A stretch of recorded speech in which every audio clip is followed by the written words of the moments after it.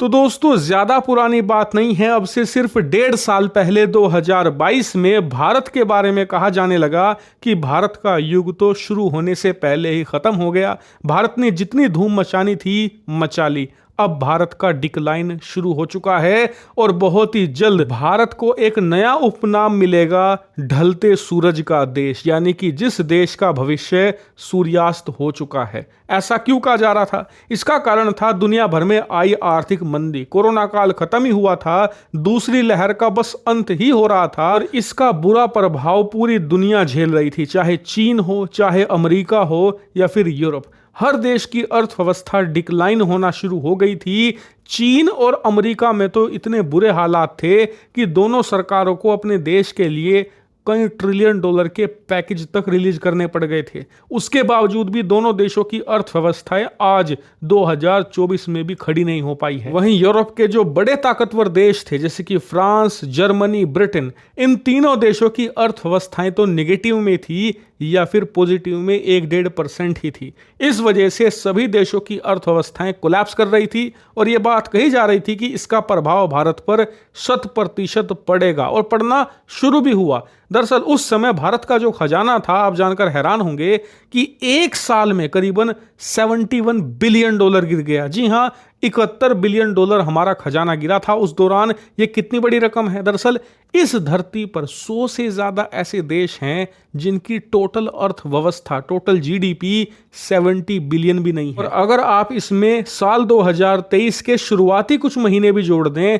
तो ये आंकड़ा $100 बिलियन के पार चला जाएगा। जी हां, भारत ने कुछ ही महीनों में इतना खजाना खो दिया जितना कि दुनिया के करीबन 100 से ज्यादा देशों की जीडीपी यानी कि अर्थव्यवस्था भी नहीं होती। और इसीलिए कहा जा रहा था कि भारत का अंत शुरू हो चुका है, लेकिन किसी को यह नहीं पता था कि ऐसा हो क्यों रहा है। लेकिन मैंने आपको उस समय वीडियो बनाकर खूब बताया था कि आप घबराइए मत, चिंतित मत होइए, सरकार ये पैसा जानबूझकर खर्च कर रही है ताकि दुनिया भर में जो आर्थिक मंदी फैली है इसका भारतीय अर्थव्यवस्था पर प्रभाव ना पड़े और भारत दुनिया की फास्टेस्ट ग्रोइंग इकोनॉमी बनी रहे।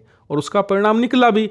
आज तक भी भारत की अर्थव्यवस्था पर कोई इंपैक्ट नहीं हुआ, ना कोरोना का, ना कोरोना के बाद के हालातों का और ना ही उसके बाद दुनिया भर में आई आर्थिक मंदी का। लेकिन खजाने का क्या? कि ये बात आप जानते ही हैं कि किसी भी देश का खजाना उस देश की आर्थिक इज्जत की तरह होता है, उस देश की गारंटी या फिर इंश्योरेंस की तरह इसे माना जाता है। दुनिया भर के निवेशक और कंपनियां उस देश के खजाने को डीपली एनालाइज करते हैं, तभी उस देश में अपनी फैक्ट्रियां लगाते हैं, अपने वहां पर इन्वेस्टमेंट करते हैं, क्योंकि उन्हें लगता है कि इस देश का इतना विशालकाय खजाना है कि अगर इस देश में सब कुछ डूब भी गया तो इस देश की सरकार इस पैसे को खर्च करके देश को बचा लेगी या फिर हमारा पैसा जो डूबा हुआ है वो हमें रिटर्न कर देगी। यानी कि देश का खजाना एक भरोसे की तरह होता है। और ये भरोसा थोड़ा डगमगाया जरूर था 2022 में, लेकिन धीरे धीरे भारत सरकार ने अर्थव्यवस्था को ठीक करने के बाद इसे भी रिबिल्ड करना शुरू कर दिया और आज ये इस मुकाम पर पहुंच चुका है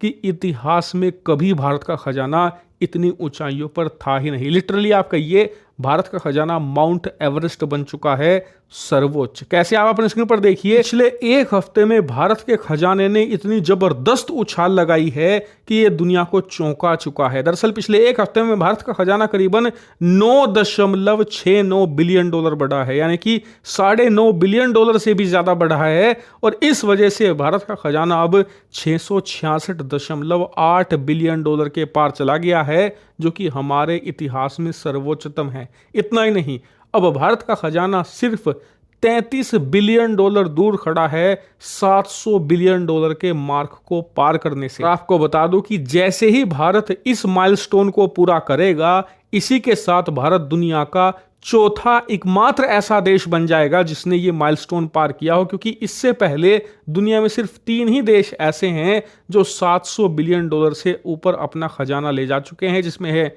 चीन, जापान और स्विट्जरलैंड। उसके बाद फिलहाल भारत चौथे स्थान पर है, लेकिन भारत अगर इसी रफ्तार से बढ़ता रहा तो भारत जल्द ही इस टॉप 3 के क्लब में शामिल हो जाएगा और फिर हमारा अगला टारगेट होगा स्विट्जरलैंड, जो कि इस समय दुनिया का तीसरा सबसे बड़ा खजाना धारक देश है। उसके पास करीबन $790 बिलियन का खजाना है। हम अगला टारगेट उसे ही बनाएंगे।